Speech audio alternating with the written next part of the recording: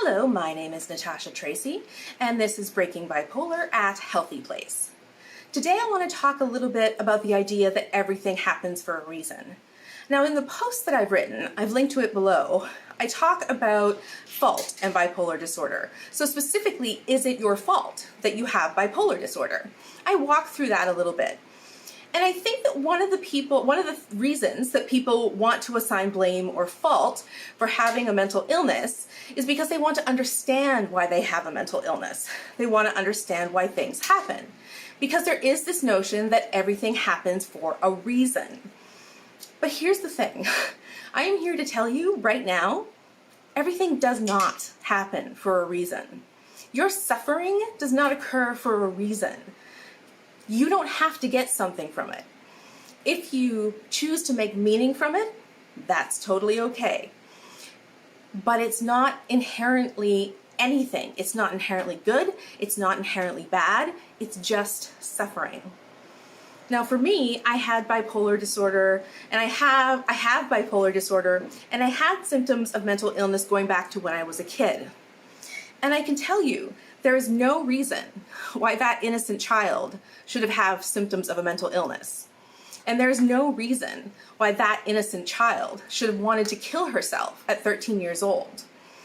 And there's no reason that that person at 19 years old would have to start taking psychopharmacological medication then and for the rest of her life. There's just no reason for any of that. But even if you don't believe me, even if you think, but Natasha, those hard things make us stronger. Well, some hard things you may find you've chosen to make you stronger because of them. And that's okay. But many things don't make people stronger. It makes them dead. You take a child who doesn't have enough food and who is starving to death. That child doesn't have enough food, and there is absolutely no reason for that. That child was born in a country and had things levied against it before it was even a thought in its parents' mind. And there is no reason for that child to die, but it dies.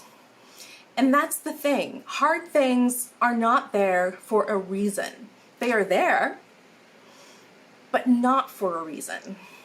And we need to learn that, because the idea that everything happens for a reason is just a fairy tale. And we need to move beyond fairy tales so that we can deal with the reality that's around us.